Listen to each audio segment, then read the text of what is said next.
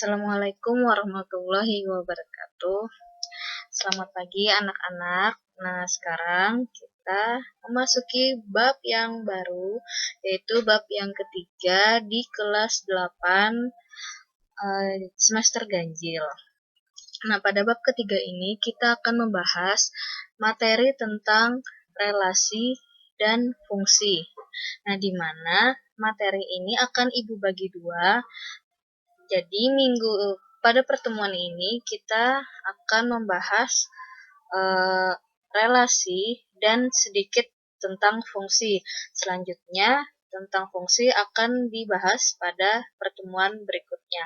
Nah, materi ini dibawakan atau disajikan oleh Ibu sendiri sebagai pengajar di MTS 60 Sungai Tengah. Langsung saja.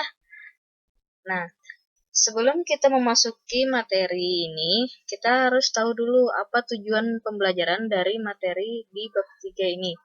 Itu ada 6 tujuan yang harus kita capai.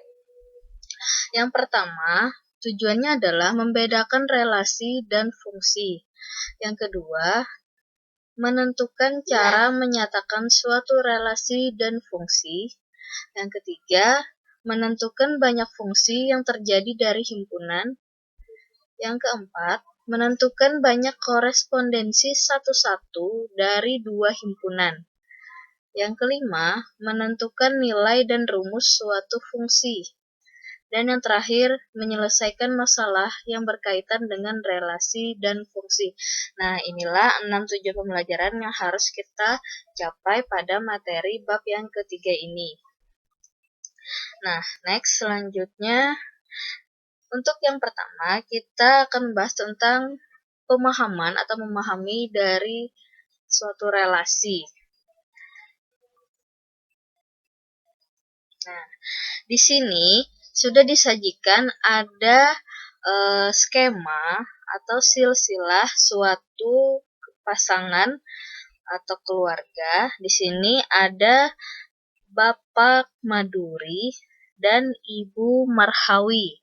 Nah, di sini Pak Maduri dan Ibu Marhawi ini mempunyai 4 orang anak.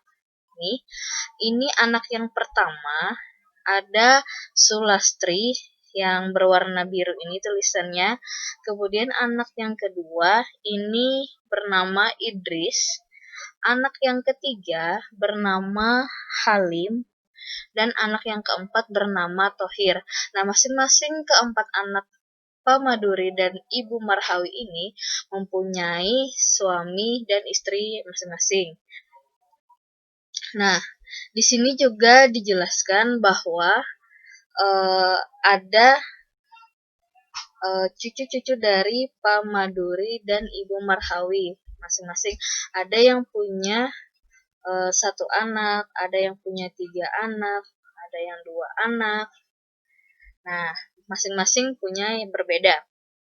Nah, dari skema ini menggambarkan hubungan antara anak, orang tua dan anak, kemudian orang tua dan cucu. Coba kita lihat.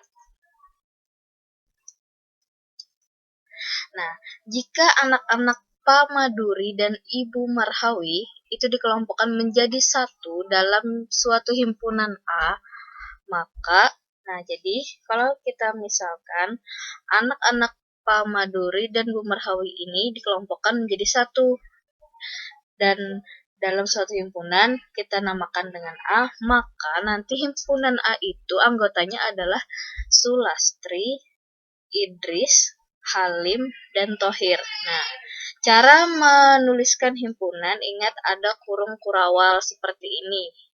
Nah, kemudian ini untuk anak-anak Pak Maduri dan Ibu Marhawi. Kemudian, nah, jika cucu-cucu dari Pak Maduri dan Bu Marhawi itu dikelompokkan dalam suatu himpunan atau himpunan B, itu maka anggota himpunan B adalah itu nama anak-anak dari cucu-cucu Pak Maduri dan Bu Marhawi. Ada Wafi, Faisal, Alu, Rizky, Alvin, Najwa, dan Suci. Nah, ini adalah anggota himpunan B, di mana kalian sudah mempelajari tentang himpunan di kelas 7. Nah, dari skema ini atau silsilah keluarga ini, maka diperolehlah hubungan anggota himpunan B ke anggota himpunan A itu memiliki hubungan keluarga atau relasi anak dari. Nah, jadi nama relasinya adalah anak dari anggota B. Anggota B kan ini nama-nama cucu Pak Maduri dan Bu Marhawi. Kemudian ke anggota himpunan A. Nah, nama-nama ini kan anak-anak dari Sulastri, Idris, Halim, dan Thohir. Nah, makanya namanya di sini nama relasinya adalah anak dari. Tuh. Nah, kemudian hubungan anggota himpunan B dengan Pak Maduri dan Bu Marhawi adalah memiliki relasi atau hubungan cucu dari. Nah, jadi yang himpunan B ini, kalau kita hubungkan dengan Pak Maduri dan Ibu Marhawi, itu relasinya adalah cucu dari, karena mereka adalah cucu dari Pak Maduri dan Ibu Marhawi. Nah, inilah gambaran tentang relasi atau hubungan. Jadi relasi itu merupakan hubungan antara suatu himpunan dengan himpunan yang lain. Oke, semoga bisa dipahami. Next, selanjutnya kita bahas tentang memahami bentuk penyajian relasi. Nah, jadi relasi atau hubungan itu bisa kita sajikan dalam beberapa bentuk. Yang pertama ada diagram panah, kemudian ada diagram kartesius, dan yang ketiga ada himpunan pasangan berurutan. Kita akan bahasnya satu persatu. Nah, coba perhatikan ilustrasi berikut ini. Hasil pengambilan data mengenai pelajaran yang disukai oleh 5 siswa kelas 8 diperoleh seperti pada tabel berikut. Nah, di sini disajikan sebuah tabel di mana ada 2 kolom. Kolom pertama ini adalah berisi nama-nama siswa, ada Abdul, Budi, Chandra, Dini, dan Elok. Kemudian kolom yang kedua itu adalah pelajaran yang disukai oleh siswa tadi. Ada matematika dan IPA yang disukai, ada IPA, IPS, kesenian, dan lain-lain. Nah, misalkan anggota himpunan A itu merupakan kumpulan nama siswa. Nah, nama siswa kita misalkan sebagai anggota himpunan A, maka A itu isinya sama dengan kurung kurawal, isinya adalah Abdul, Budi, Chandra, Dini, Elok. Kemudian kita tutup dengan kurung kurawal. Kalau ini kita misalkan sebagai himpunan A. Kemudian anggota himpunan B itu merupakan kumpulan nama pelajaran yang disukai oleh siswa, sehingga nama-nama anggota himpunan B itu berisi ini: matematika, IPA, IPS, kesenian, olahraga, keterampilan, dan bahasa Inggris. Kalau ada 2 mata pelajaran yang sama, kita cukup menuliskan hanya 1 kali. Nah, nama relasi yang menghubungkan himpunan A ke himpunan B ini adalah pelajaran yang disukai. Jadi, nanti ada relasi yang menghubungkan antara himpunan A dan himpunan B dan namanya adalah pelajaran yang disukai. Nah, relasi ini dapat dinyatakan dengan 3 cara. Tadi sudah dipaparkan di awal bahwa 3 cara tersebut adalah menggunakan diagram panah, diagram kartesius, dan himpunan pasangan berurutan. Nah, nanti akan kita bahas satu per satu di sini. Coba kita buka yang diagram panah. Sekarang yang pertama ini kita menyajikan relasi dengan menggunakan diagram panah. Dari namanya saja di sini akan ada panah-panah yang menghubungkan antara himpunan A dengan himpunan B. Nah, arah panah ini menunjukkan anggota himpunan A yang berelasi dengan anggota tertentu pada himpunan B. Nah, coba perhatikan di sini ada himpunan A yang berisikan anggotanya itu adalah nama-nama siswa tadi, ada Abdul, Budi, Chandra, Dini, dan Elok. Kemudian pada himpunan B, berisikan anggotanya itu adalah nama mata pelajaran yang disukai oleh siswa-siswa tadi. Ada matematika, IPA, IPS, kesenian, olahraga, keterampilan, dan bahasa Inggris. Nah, kemudian himpunan A dan himpunan B ini dihubungkan oleh relasi dengan namanya, yaitu adalah pelajaran yang disukainya. Nah, jadi cara menghubungkannya kita hanya menggunakan panah-panah sesuai dengan relasinya. Jadi tadi kan sudah pada soalnya tadi atau ilustrasinya tadi sudah disajikan tabel di mana si siswa menyukai beberapa mata pelajaran masing-masing yang berbeda. Misalnya seperti ini. Si Abdul ini suka pelajaran matematika dan IPA. Kemudian si Budi menyukai pelajaran IPA, IPS, dan kesenian. Selanjutnya Chandra menyukai pelajaran olahraga, keterampilan.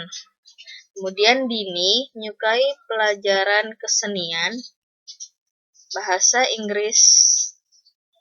Nah, selanjutnya Elok menyukai pelajaran matematika, IPA, dan keterampilan. Nah, di sini sengaja dibuat warnanya berbeda-beda supaya supaya lebih jelas dan bisa dipahami. Nah, inilah tampilan atau cara penyajian dari relasi himpunan A ke himpunan B. Jadi, himpunan itu masing-masing dibuat seperti ini dan menggunakan panah. Selanjutnya, diagram Kartesius. Diagram Kartesius ini anggota himpunan A itu berada pada sumbu mendatar dan anggota himpunan B berada pada sumbu tegak. Jadi ingat Kartesius pada bab yang kedua lalu itu ada sumbu X dan sumbu Y. Nah, sekarang untuk relasi itu sumbu mendatar atau sumbu X-nya diganti dengan himpunan A. Dan sumbu tegaknya kan kalau di Kartesius biasanya sumbu Y itu. Jadi kita ganti dengan anggota himpunan B. Contohnya seperti ini. Nah, dari tabel tadi kita sajikan relasinya dalam bentuk diagram Kartesius. Jadi sumbu mendatarnya ini adalah anggota himpunan A, yaitu nama-nama siswa tadi ada Abdul, Budi, Chandra, Dini, dan Elok. Kemudian sumbu tegaknya ini kita namakan dengan sumbu B, atau anggota himpunan B adalah nama-nama mata pelajaran yang disukai oleh siswa-siswa tadi. Ada matematika, IPA, IPS, dan lain-lain. Nah, kemudian titik koordinatnya ini sesuai dengan nama mata pelajaran yang disukai atau sesuai dengan relasinya. Si Abdul menyukai matematika dan IPA. Si Budi menyukai IPA, IPS, dan kesenian. Kemudian si Chandra menyukai keterampilan dan olahraga, dan seterusnya. Ini adalah cara penyajian relasi dengan menggunakan diagram Kartesius. Next. Cara yang ketiga, kita menyajikan relasi dengan menggunakan himpunan pasangan berurutan. Nah, himpunan pasangan berurutan kalian sudah mempelajari di kelas 7 kemarin. Nah, himpunan pasangan berurutan dari himpunan A ke himpunan B adalah ini. Jadi, kalian sajikan, ingat menyajikan himpunan itu harus menggunakan kurung kurawal seperti ini. Kemudian anggotanya dipasangkan satu persatu dari himpunan A ke himpunan B. Abdul menyukai matematika dan IPA tadi. Jadi di sini Abdul, koma, matematika. Kemudian diakhiri dengan tutup kurung biasa. Kemudian koma, Abdul juga menyukai IPA. Jadi di sini buka kurung, Abdul, koma, IPA. Kemudian kita tutup kurung. Dan seterusnya sampai habis. Nah, inilah bentuk penyajian relasi dengan menggunakan himpunan pasangan berurutan. Ingat, terakhir, kurung kurawalnya harus dibuat, tutup kurung kurawalnya di sini untuk himpunan pasangan berurutan. Nah, pembahasan selanjutnya kita akan membahas tentang fungsi atau pemetaan. Nah, setelah kita mempelajari relasi, sekarang kita mempelajari tentang fungsi atau pemetaan. Yang pertama kita membahas tentang pengertian fungsi atau pemetaan. Nah, apa yang dimaksud dengan fungsi? Fungsi atau pemetaan merupakan relasi dari himpunan A ke himpunan B jika setiap anggota himpunan A berpasangan tepat satu dengan anggota himpunan B. Nah, jadi fungsi ini itu relasi dari himpunan A ke himpunan B dengan syarat himpunan A itu berpasangan tepat hanya satu dengan anggota himpunan B. Jadi ada syaratnya. Jadi relasi itu bagian dari fungsi. Nah, coba perhatikan. Di sini ada himpunan A, anggotanya 1, 2, 3. Kemudian ada anggota himpunan B, anggotanya ini 1, 2, 3, dan 4. Mereka dipasangkan antara himpunan A ke himpunan B dipasangkan dengan panah-panah ini menggunakan diagram panah. Nah, coba perhatikan. Pada fungsi atau pemetaan itu ada yang dikenal namanya domain. Domain atau daerah asal, di mana domain itu adalah semua anggota dari himpunan A. Nah, jadi di sini anggota himpunan A ini 1, 2, dan 3 ini adalah domain atau daerah asal. Kemudian ada yang namanya kodomain atau daerah kawan. Nah, semua anggota yang ada di himpunan B. Jadi kodomain pada contoh di sini adalah 1, 2, 3, dan 4. Ini adalah kodomain atau daerah kawan. Nah, selanjutnya ada yang namanya range fungsi atau daerah hasil. Itu merupakan hasil dari pemetaan antara domain dan kodomain. Nah, jadi range atau daerah hasil dari contoh di sini itu adalah hasil panahnya. Nah, hasil panahnya menunjukkan di sini ada 2, 3, dan 4. Inilah range-nya. 1 tidak termasuk range ya, karena dia tidak memiliki pasangan di anggota himpunan A. Nah, jadi disimpulkan domainnya itu adalah semua anggota A, kodomainnya adalah semua anggota B, dan range-nya itu adalah pasangan dari anggota A. Hasilnya ini 2, 3, dan 4. Nah, sekarang syarat relasi itu dikatakan sebagai suatu fungsi. Itu syaratnya ada 2. Yang pertama, setiap anggota domain harus memiliki pasangan pada anggota kodomain. Jadi di sini ada kata harus memiliki pasangan. Jadi jika ada anggota domain yang tidak memiliki pasangan pada anggota kawannya, itu maka tidak bisa dikatakan sebagai fungsi, maka dia hanya sebagai relasi. Yang kedua, syaratnya adalah setiap anggota domain itu hanya boleh memiliki tepat satu pasangan atau tidak bercabang pada anggota kodomain. Jadi anggota di himpunan A itu hanya boleh memiliki satu pasangan di kodomain, tidak boleh memiliki cabang. tidak boleh bercabang satu atau maksudnya tidak boleh memiliki bercabang dua dan seterusnya, hanya boleh satu pasangan. Nah, coba perhatikan di sini ada contoh fungsi dan bukan fungsi. Contoh yang pertama ini relasi yang merupakan fungsi. Kenapa? Karena di sini anggota himpunan A hanya memiliki tepat satu pasangan anggota di himpunan B. Kemudian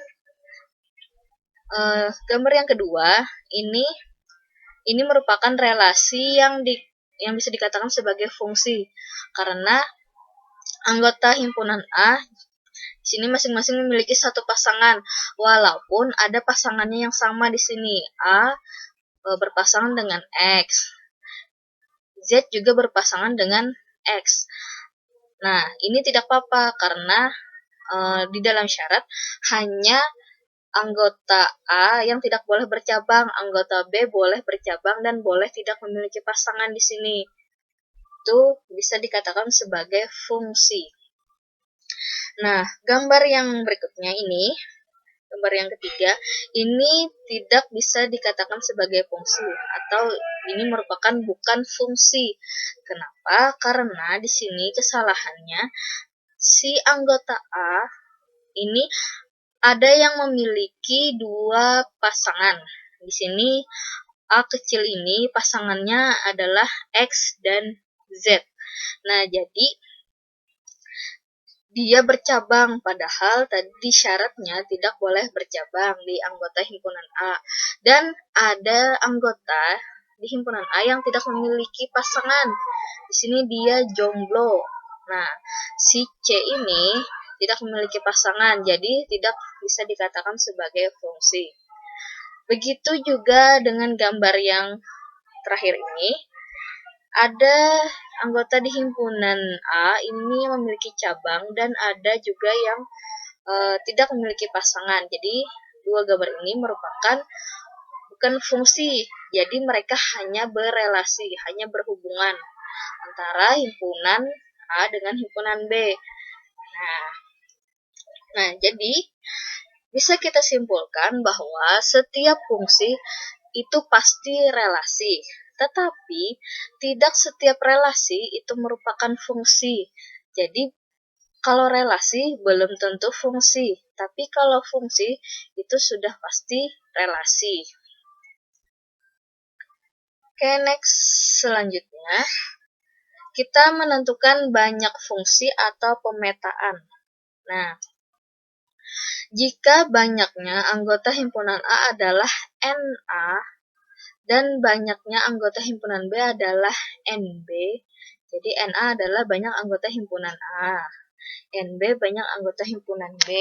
Jadi nanti misalkan himpunannya namanya himpunan P. Jadi nanti NP gitu ya. Maka berlaku ini banyak fungsi yang mungkin dari A ke B itu sama dengan ini rumusnya. NB pangkat NA. Nah, anggota himpunan B berpangkat anggota himpunan A.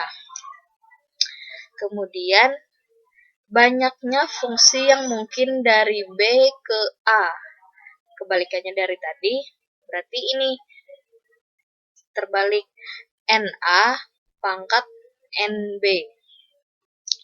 Oke, contohnya, perhatikan. Ada himpunan A dengan anggotanya 1, 2, 3, dan 4. Kemudian anggota himpunan B, anggotanya A, B, C. Tentukan banyaknya fungsi yang mungkin dari A ke B, dan banyaknya fungsi yang mungkin dari B ke A. Untuk menyelesaikannya, kita tulis diketahuinya jumlah anggota masing-masing himpunan. Jadi, banyaknya anggota himpunan A itu atau NA itu sama dengan 4. Kenapa? Karena di sini ada 4. 1, 2, 3, dan 4. Dan anggota himpunan B itu banyak anggotanya ada 3. Kenapa? Karena ABC itu kan 1, 2, dan 3. Jadi 3 di sini. Nah, kita tentukan banyak fungsi yang mungkin dari A ke B. Sesuai dengan rumusnya ini, tinggal kita substitusikan NB pangkat NA itu sama dengan NB-nya 3, jadi 3 pangkat NA, NA-nya 4. Jadi 3 pangkat 4 itu sama dengan 81. Dan yang kedua, banyaknya fungsi yang mungkin dari B ke A, rumusnya sudah ada, yaitu NA pangkat NB. NA-nya 4 berpangkat NB-nya 3. Jadi 4 pangkat 3 sama dengan 64. Nah, inilah contoh menentukan banyak fungsi atau pemetaan. Jadi rumusnya jangan terbalik ya. Oke, selanjutnya notasi dan rumus fungsi linier. Nah, notasi fungsi linier itu biasanya dinotasikan seperti ini atau dituliskan seperti ini. F titik 2 X tanda panah AX ditambah B. Coba kita lihat. Nah, notasi ini dibaca fungsi F memetakan X di mana AX ditambah B. Dengan keterangan F itu nama fungsinya. Nah, nama fungsi biasanya menggunakan huruf kecil. Bisa fungsi G, bisa fungsi H, dan lain-lain. Kemudian X adalah anggota domain atau daerah asal. AX tambah B itu adalah bayangan dari X. Nah, selanjutnya rumus fungsi linier. Ini rumusnya. Fx sama dengan AX ditambah B. Itu rumus fungsi liniernya. Nah, contohnya, sini tentukan nilai fungsi fx sama dengan 2x ditambah 2 jika x sama dengan 2. Jadi, kita menentukan nilai fungsinya dari rumus yang ada ini. Tinggal kita substitusikan fx sama dengan 2x tambah 2. X-nya kita substitusikan dengan 2 karena di soal jika X-nya sama dengan 2. Jadi 2 dikali 2 ditambah 2. 2 kali 2, 4 ditambah 2 berarti hasilnya 6. Inilah nilai dari fungsi fx sama dengan 2x ditambah 2. Nah, selanjutnya pembahasannya kita bahas pada pertemuan berikutnya. Jadi cukup sampai di sini dulu pembahasan kali ini. Semoga bisa dipahami dan jika ada yang ingin ditanyakan silahkan hubungi Ibu via WA. Oke, gua akhirnya sampai di sini. Assalamualaikum warahmatullahi wabarakatuh.